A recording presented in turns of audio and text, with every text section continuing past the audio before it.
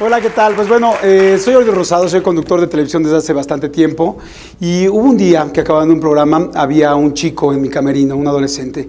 Me dijo, Jordi, quiero platicar contigo. Le dije, sí, claro. Me dijo, hola, ¿cómo estás? Me llamo Alejandro. Le dije, ¿qué pasó? Me dice, te voy a decir algo que nunca le he dicho a nadie y que nadie más sabe. Le dije, sí, dime, me voy a suicidar. Cuando me lo dijo me quedé impactado, me quedé frío y empecé a decirle las cosas que cualquier adulto diríamos para evitar una situación así, pero me di cuenta que él no me entendía, porque yo tampoco entendía lo que él estaba sintiendo ni lo que él estaba viviendo. En ese momento fue un caos, se lo tenían que llevar a él, bueno, él se tenía que ir, yo me tenía que ir, yo le dije, por favor, déjame tus datos, me los apuntó en un papelito, y yo estuve toda la tarde esperando llegar a mi casa, y cuando llegué, le llamé a unos psicólogos, busqué un poco en unos libros, no había mucho, me metí a una línea de ayuda, y cuando sentí que tenía la información necesaria para poderlo ayudar, le marqué. Agarré el papelito y le marqué. El teléfono empezó a sonar, y a sonar, y a sonar, y no contestaba. Fue, yo creo que una de las noches más largas de mi vida, porque esto duró como unas 3 o 4 horas, en que yo marcaba, y él me había dicho que era una decisión que ya había tomado él. Entonces yo no sabía si lo estaba planeando, si en ese momento lo estaba haciendo, o si lamentablemente ya lo había hecho. Fue horrible. Al otro día me levanté, seguí marcando, y cuando menos te imaginas que te van a contestar, me contestaron. Me contestó una señora, y le dije, señora, ¿me puedo comunicar por favor con Alejandro? Y me dijo, aquí no hay ningún Alejandro. Le dije, señora, mire, yo conocí a su hijo ayer, me dijo la situación en la que están, por favor, téngame confianza y me lo puede pasar. Efectivamente, el número estaba mal. Yo tenía mal el número. Yo hoy no les puedo decir si Alejandro está vivo o lamentablemente si no lo está. Yo me sentí muy mal, me sentí muy culpable, me sentí culpable por no haber revisado el teléfono de entrada en ese momento, por no haberle dado el mío, porque sí lo pensé y no se lo di. Y sobre todo, me sentí un poco responsable por no tener información, porque había muchos chavos que se me acercaban a decirme diferentes cosas, pero nunca había estado en una situación así. En fin, como 6 meses después me invitan a dar una conferencia donde yo realmente creí que lo único que querían era que yo entretuviera a los chavos por un cierto rato. Pero ellos no sabían que yo había vivido esto, entonces yo preparé unos temas para esa plática y busqué la parte la parte de entretenimiento que yo había manejado en los medios para poder hacer una fórmula y a ver si funcionaba. Y dije, si esto funciona, yo voy a tratar y voy a intentar buscar siempre a los mejores expertos, buscar la mejor información para ser un traductor, para ser un facilitador y darla y pueda ayudar. Afortunadamente esa conferencia en ese momento funcionó. Yo lo que les quiero decir es que todos tenemos un adolescente que queremos, que amamos o simplemente que queremos ayudar.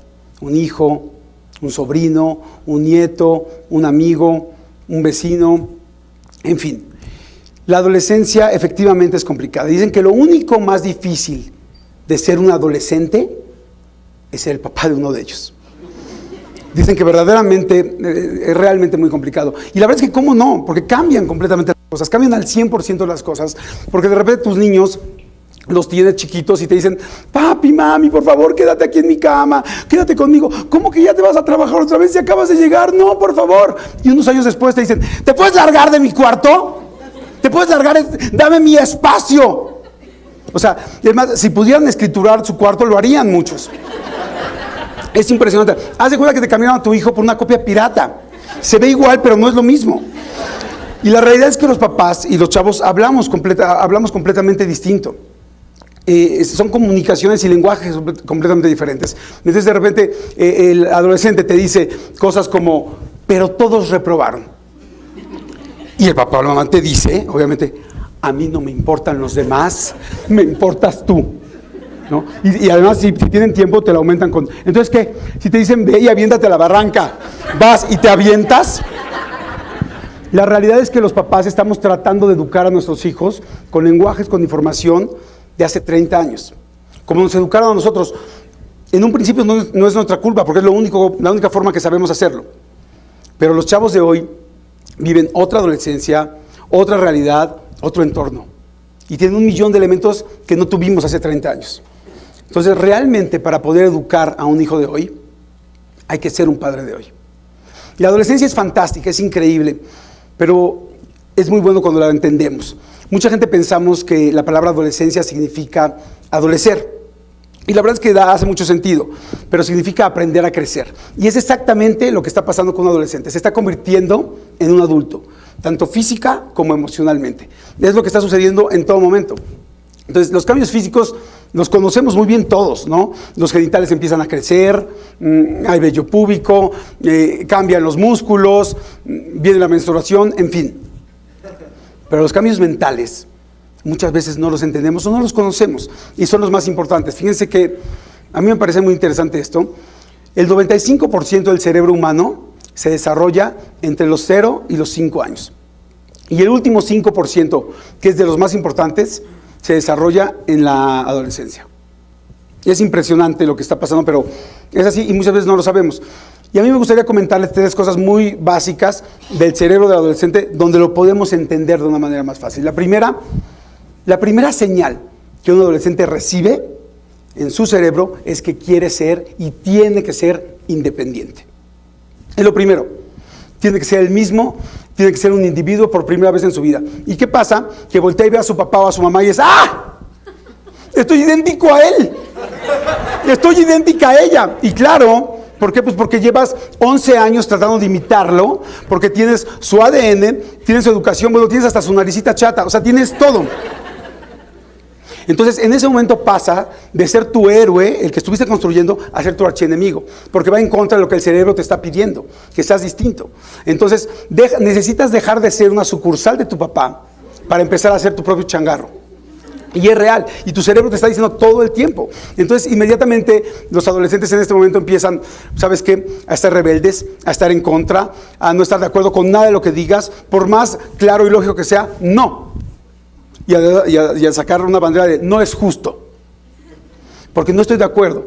Y empiezan los chavos a decir palabras como, frases como, ash, nta, ¿no? Y te empiezas a hablar distinto, a decir más groserías. Si tu papá tiene piercings, entonces tú no te los pones. Si no los tiene, tú los quieres. O sea, todo lo necesario para poderte separar.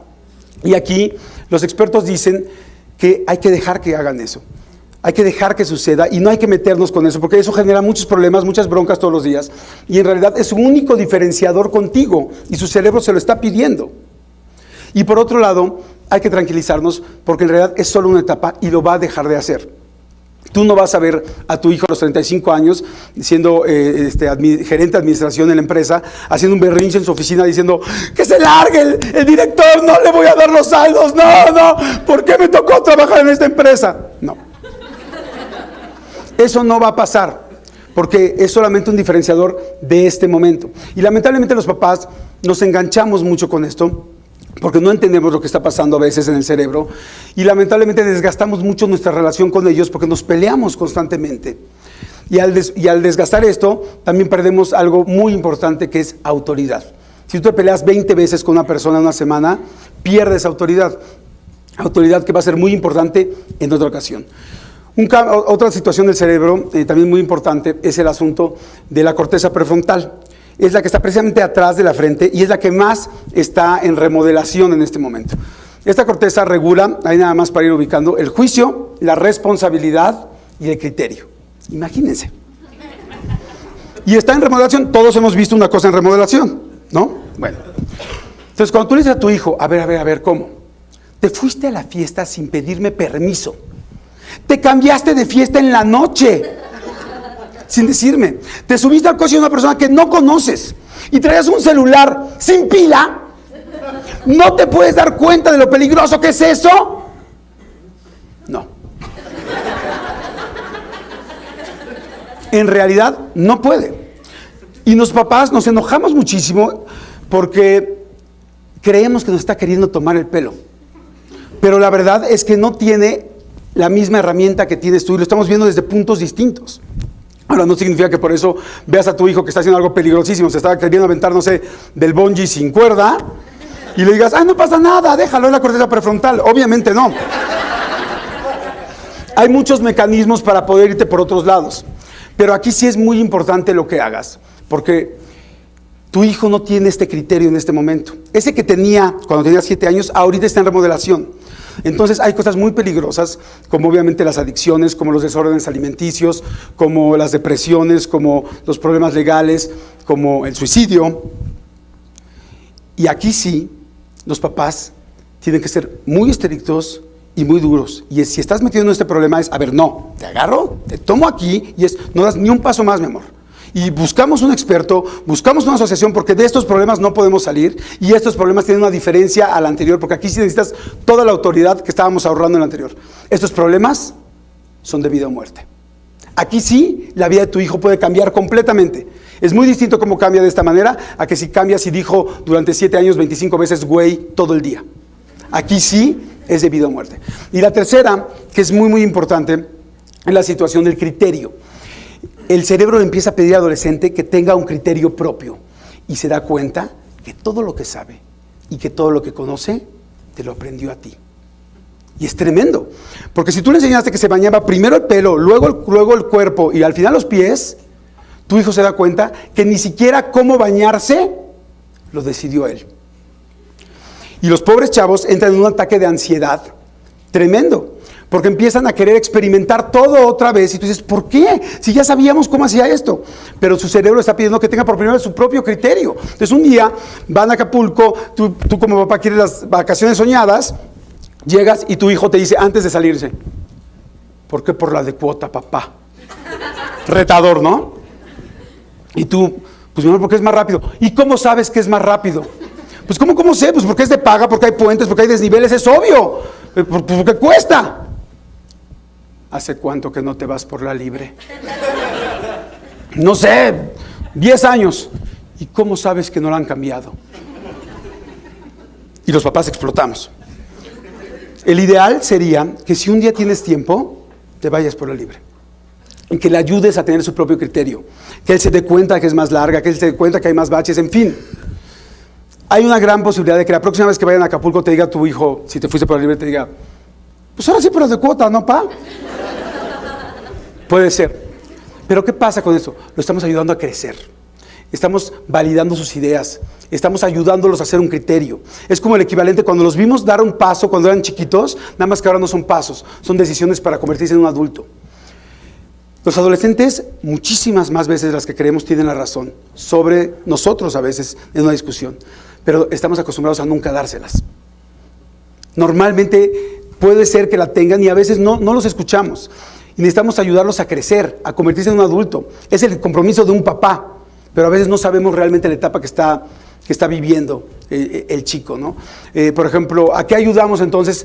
¿Qué negociamos? Porque hay que negociar con ellos, hay que enseñarlos y hay que ayudarlos a que se equivoquen y a que lo hagan bien. Imagínense que en esta época están tan clavados en esto que un chavo prefiere equivocarse con una decisión que tomó él que acertar con una opinión que le diste tú, porque siente que se va un paso para atrás. Entonces hay que ayudarlos en esta parte. Entonces por eso hay que negociar. ¿Y qué negociamos con ellos? Negociamos las cosas básicas, las de todos los días. ¿A qué horas puedes llegar? ¿Con quién puedo ir? ¿Puedo meter 3 materias en lugar de 2? ¿Me puedo ir de vacaciones acá? Esas cosas que normalmente nos decían que no, hay que negociarlas. Es muy importante hacerlo y podernos ayudar con ellos mismos. Por ejemplo, hoy en día si un adolescente te dice, es que por favor déjame llegar a las 2 de la mañana. A todos mis amigos los dejan llegar a las 2 de la mañana. El ideal sería que hablaras efectivamente con los papás de los amigos, que verificaras y resulta que sí, a todos los dejan a las 2 de la mañana. El ideal sería decirle al otro día, hijo, lo chequeamos con tu papá, hablamos con los papás de tus amigos y efectivamente tienes razón. Cuando digas tienes razón, ese es oro para ellos. Porque es una negociación y en una negociación todos queremos ganar, ¿no? No puedes perder todas, porque el papá que aprieta muchísimo a sus hijos, lamentablemente los pierde y los aleja. Entonces, ya vimos que sí, y te vamos a decir lo siguiente. A partir de la próxima semana no puedes llegar solamente, no vas a llegar a la 1, vas a poder llegar a la 1:45. ¿Qué pasa con esto? No le puedes decir a las 2 porque la siguiente semana te pide a las 3 y la siguiente a las 4 y luego a las 5. Y también hay una nueva regla. Cada vez que salgas, tienes que marcarme por teléfono. Cuando tú haces esto, le indicas que sigues teniendo el control tú. 2, le pones límites. Y 3, se siente seguro por esos límites. Pero lo más importante, al final tu hijo o tu hija se siente encantado, agradecido, porque creció, porque logró negociar un poco contigo. Lo vuelvo a decir, para poder educar a un hijo de hoy, hay que ser un padre de hoy. Cambian completamente estas cosas y hay cosas muy sencillas que nos cambian completamente el panorama si lo hacemos así. Tú a un chico le dices con las cosas sencillas, lleva por favor tus platos al fregadero. Va por aquí, te dice, ¡Ash! ¿Qué te pasa? ¿Estás loco? ¡No es posible! ¡Súbete tal! Él te contesta, se pelean y es terrible. Escenario 2, llévalo por favor al fregadero. ¡Ash! Tú. Gracias, mi amor. Y ya no se genera todo ese conflicto. Entonces, podemos entender diferentes cosas. Todos de repente vemos a maestros que son el héroe de la escuela y que todo el mundo los adora, ¿están de acuerdo? ¿Saben lo que hacen? Esos maestros aceptan sus errores. Los escuchan los argumentos del alumno y si es mejor que el de él, se los aceptan. ¿Nos vamos a equivocar como papás, como tíos, como abuelos? Claro, por supuesto. ¿Por qué? Porque los adolescentes no son números y nosotros no somos fórmulas. Es normal, tenemos cada quien nuestro temperamento, hay mejores días, hay peores días, es completamente normal que haya momentos donde no puedas más y explotes. Pero la gran ventaja de todo esto es que cuando tú tienes información, tu rango de error es mucho más chico. Entre más información, menos errores hay. Si tú te peleabas 10 veces con este adolescente, si tienes información y entiendes lo que le está pasando, te vas a pelear 3. Y esas 7 veces que no te vas a pelear es toda la diferencia de la vida para gozar y para disfrutar a alguien. Tú a él y él a ti. Hay muchos papás y mamás que nos preguntamos, ¿soy un buen papá? ¿Soy una buena mamá? Yo creo que el simple hecho de que nos los preguntemos nos acerca y nos hace estar en vías de serlo. Porque nos importa, porque nos preocupa, porque escuchamos una plática o leemos un libro. La mamá que es mala mamá o el papá que es mal papá no se hacen esa pregunta. Hay que negociar con ellos. Los chavos son extremadamente inteligentes, pero a veces no los escuchamos. Y especialmente hay que ver que para ser un padre de un adolescente hay que ser una palmera, no un roble. La adolescencia es como un gran huracán, que cuando pasa, se lleva todo. Si tú eres muy estricto, por más que seas un gran roble, por más ancho que estés, por más años que tengas y por más raíces profundas que tengas, el huracán te va a tirar. Pero una palmera, cuando pasa el huracán, sabe cuándo hacerse a la derecha, cuándo hacerse a la izquierda, cuándo quedarse muy al centro y no moverse. Y cuando acabe el huracán, que es una etapa, la palmera siempre sigue ahí. Les deseo mucha suerte con cualquier adolescente que tengan cerca. Muchas gracias.